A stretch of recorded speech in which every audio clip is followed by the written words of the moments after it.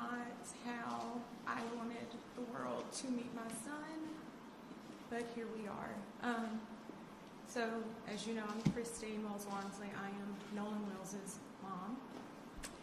And Nolan is the kindest soul. He never met a stranger. He loved everybody. He didn't care if you were black, white, purple, green, looked like a marshmallow. Like, he just wanted everyone to be in peace with one another. He loved life, and God gave him this big heart, which always scared us.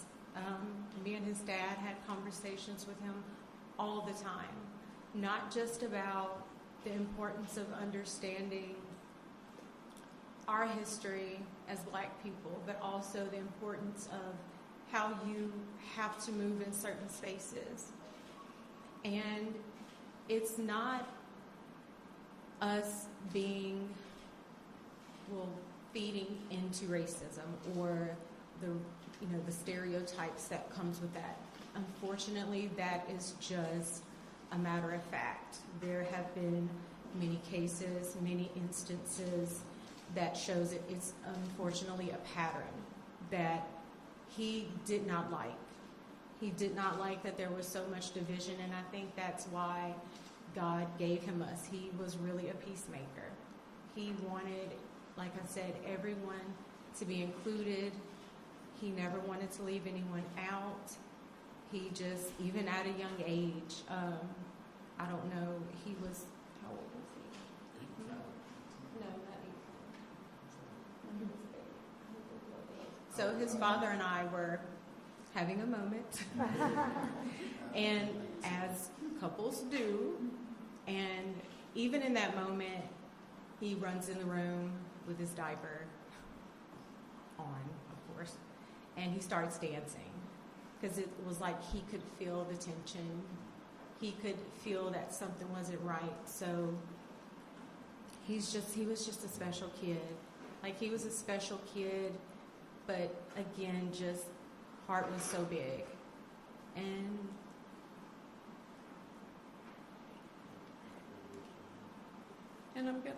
we're gonna miss him dearly.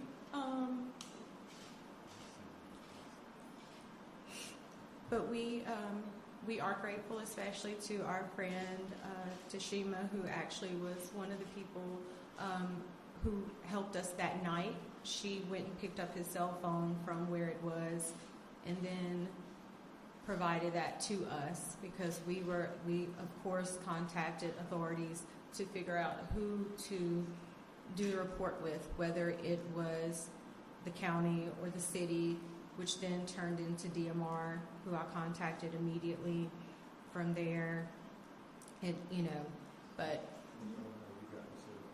So our friend actually, when I called her, Nolan is best friends with her 2 sons, Jalen and Javon. When I called her, I said, Tashima, have you seen Nolan? He's missing. No one has seen him. No one has talked to him. The boys were actually with her sons. So they opened up their Snapchat, because a lot of the kids do have their locations where they're tracking one another. So one of the boys says, well, it's showing that, I can't exactly remember what his location was showing, but my Life 360 location was showing something completely different. It was actually showing that his phone was like he was on land. And so we ended up, she received the phone from that parent, and then we met up where his car was, which was at a separate location. There were issues obtaining the key, but even so, there was just a lot of... Tell them about what happened with the key. So I'm going to let my husband tell you about that, because he actually... The situation with the key. When we got to the house, a few of his friends, they were already there, and they were at the door in the house asking questions. So when I walked up, they were getting, things were getting kind of tense. So I turned to them and told them, I need you guys to calm down. I don't do this to me right now. I need them to kind of trust me so they can give me something. So I was able to calm them down. So the guy, he's in one of the pictures. He came out of the room, half asleep or whatever, I think Jack's or whatever. And I said, look, I'm Nolan's father. I'm here to get his keys so I can get his car. I said, he's like, His car was in New York. his car's parked in New York. So he was like, I don't know, man. I know it's like my brother. I said, well, if Nolan was like your brother, would you please go in your room and see if you can find my son's keys so I can take his car home? He walks off, 2 or 3 minutes, come back. I can't find the keys. I said, okay. So at that point, I get the boys and I get to move them out the house because I didn't want them to go into the house and start tearing up these people's houses because they'd never be a whole in the situation. So we walk outside by the car. One of the guys that was in the house with us, he was on the phone with a girl, and the girl told him that Nolan's keys were on top of this Jack's guy's Xbox in the house because apparently she was there with him earlier. So he goes back up to the door by himself, and 5 minutes later, the keys come out. So now I feel like you done lied to me. So now I'm really like in distress with you. But as far as the night goes, if I knew anyone who had a boat, I would have went out that night looking for my son. We tried, but I don't have friends with boats. But if I knew someone with one, I would have went out that night. And it so happened that his coach saw all the stuff on Facebook that next morning and contacted me at like 5 in the morning, asked me if we want to go out. And I told him yes. So within an hour, he was at the dock. We met him, and we went out. We docked the boat, got off the boat, walked on the island, walked a pretty nice stretch, came back, got back on the boat, went around the island, looked, came back around, and where we went to, that's where apparently they say that his body floated up. I don't know a lot about water currents or whatever, but I would think that we would have saw his body. Mm-hmm. And on the trip there was a family that stayed a night on the island, like actually tented out on the island. So if he was left, he would have saw that family on the island, and it was 2 other boats docked, so he would have had help. So I don't know. I don't know. I think we stayed up there for like an hour and a half. That's when Jackson County and the Sheriff Department showed up, and they were going to do their rounds. And I had a classmate of mine, him and his 2 boys, they came out and they searched, and then they got back in touch with me and said the Coast Guard had finally showed up in airplanes. So what is so critical, what Elmore is saying is they went out on Sunday, and the tide, if it brought his body up, he went missing on July 4th, as they say. His body should have been there on July 5th. Why would it not appear to July 6th? And that's one of those things that's just not adding up. And the fact that if he stayed behind on the island, there were boats there. There were people. Somebody had to see something. That's why it's not adding up. And that's what they're saying. It is just not adding up. Yes. And if he was there 2 days, somebody on the island would be able to verify that. 2 days, and nobody's come forward and say, no, he was with us, or no, we saw him. It just does not make sense. Make it make sense. Just one last thing. We want her to talk about the cell phone deleted messages. You're talking off mic. I'm sorry. I thought my voice was loud enough. One last thing. We want to have Christine talk about the cell phone from her perspective before they tell you who Nolan was, and then we'll take your questions. So when we made it home, my sister and I actually went through Nolan's cell phone particularly Snapchat because that is so popular with the children. And when we opened it up, there was nothing. There were no saved pictures. There were no snaps from that day. And we did open it before the 24-hour expiration. So we found that very concerning, only because anyone who's ever been around Nolan will tell you at social gatherings, he's taking videos, he's taking pictures, he's even come up to me when I'm getting ready to go to bed, hey Mom, come on, take a picture of me. You know, like that was Nolan. So that's why we feel that things may have been deleted, was because of the fact that there was nothing in either one of his accounts. But I do want to say this. I would hope that any parent who, God forbid, would be in our situation, I would hope that you would do the same thing. I would hope that you would ask for any help, receive any help to get answers, because at the end of the day, that's all we want. We just want to know. We just want to know what happened and why our baby didn't come home. Like that's our biggest thing. And we are so grateful to everyone, family, friends, classmates, United Cajun Navy, everybody that's assisted us. We appreciate you. There's not enough thank yous that we could say or give to you. But I just, we just want to know. We want an honest, thorough investigation. That's all we're asking for. Do you want to say about who Nolan was?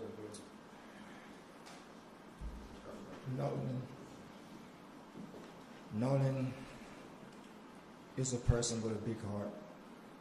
He's loved by not just his family, but the community. He's a born people person. He really developed a bond with his baby brother, because both of them play the same position. So he was really understanding the business side of the sport, which is football, and understand that it's not just a game you play. So the stuff that I was telling him, it was kind of starting to sink into him, and he was really getting more in depth into it. And I could see as he did that, his baby brother really started getting more into it as well, as far as being more focused, because he saw, well, if my big brother is about to go do this great thing, then I want to do this great thing, but I want to do it better. That's why that's what made them so like vinegar and oil. It was like they was always at each other, but they were the same. When I look at my youngest, I'll say Nolan, or when I look at Nolan, I'll say my youngest name. So they would train together. I would always say, hey, you did some push-ups, you the one ran some routes. And they know when I say that, next day they're out there running routes. Even my others say he'll go out there. He doesn't play their position, but he would go out there and work and exercise and work out, because they were understanding what I was talking about. They were growing. They were becoming men. So this was his time. He would always talk to me. I would always give him my advice about stuff. I always try to tell him what to look for. And I was always telling him, I said, son, I'm giving you this advice, and I'm telling you this stuff, but you're going to have to experience this. But when you experience it, it won't be foreign to you. You'll have some kind of idea of how to navigate through it. And I think me and his mother, I think we did a great job with that. That's why it's so hard for me to believe that he would choose to stay on the island. It just wasn't his character. It wasn't his character. So Nolan is the funniest kid in our family. Speaking of the time she was talking about, we were having a kind of heated moment, and I don't know if you guys remember the little dance called Stanky Leg. I think my son created it because we were sitting in that closet looking and just like talking. He literally came to the closet door like and peeked around and stood in front of it and just started doing this little crazy dance. And I was like, we just bust out like whatever we was arguing about, we stopped laughing. Then we called him to us and we just hugged and laughed and played. But then maybe 6 months later, the song did a hit. But we always said he created the stinky leg dance. But that's my greatest memory of my son. What are you telling your other children about this? My son Ethan, he's hurting. These are the ones these are the younger ones. He's like, Dad, I don't know what I'm gonna do, and I'm like, son, you gotta keep going, because he would want you to be better. His youngest brother Elmore, the one that really worked out with him, he was like, I'm hurting, Dad, but I said, Nolan wants you to be the best he can be.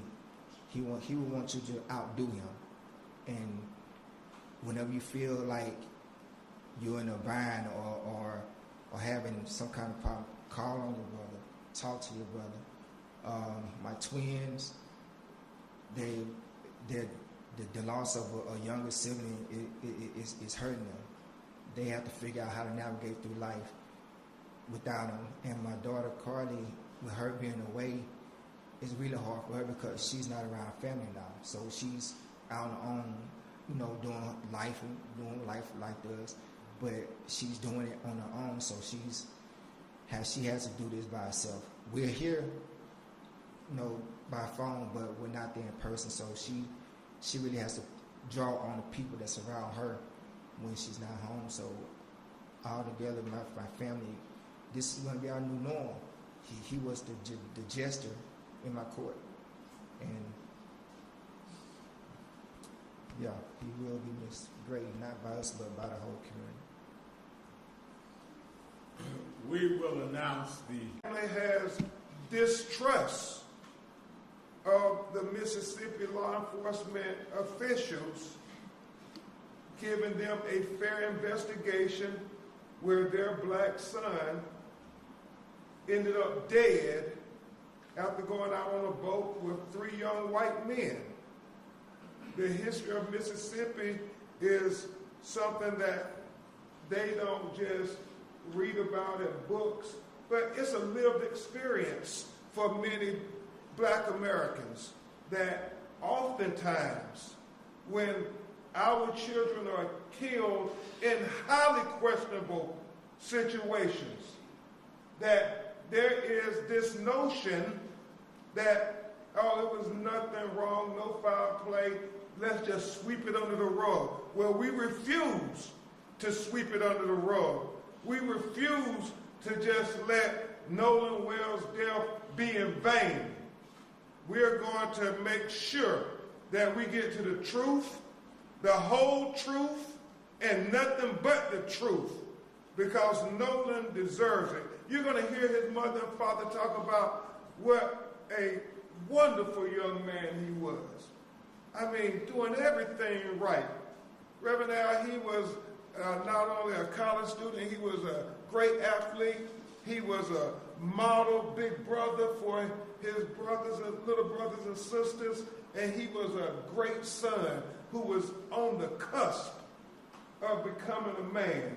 I mean, Christine and Elmore did everything to prepare him for this moment. He was so close. He was right there. You're going to hear his father talk about him had a good football season last year, but this season he was really ready to go to the next level, to go to Division I. I mean, the highlights that you're seeing on social media of his athletic prowess, I mean, it is all relevant, because when you start talking about drowning, I mean, this is a kid who knew how to swim. This is a kid who was in tip-top shape. He was a superior athlete. And so I'm going to get to that in a moment, these glaring contradictions, but to try to say, oh, we're suggesting it was just an accident of drowning, you can go ahead and move on.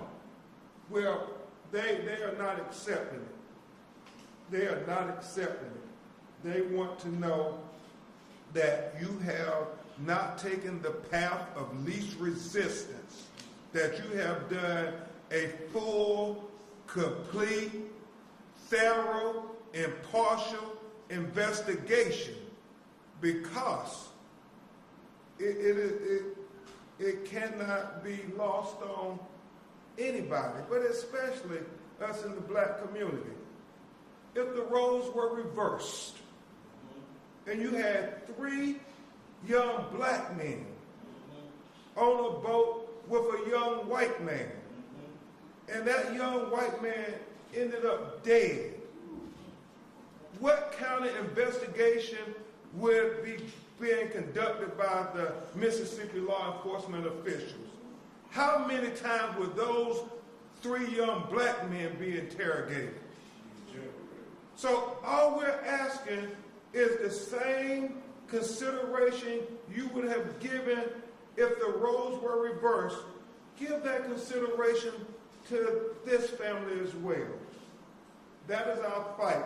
The glaring contradictions just jump out at you. The fact that he is there with his friends, and you look at all the videos, it seems to be he's the only black on the island, or maybe one other, but not many.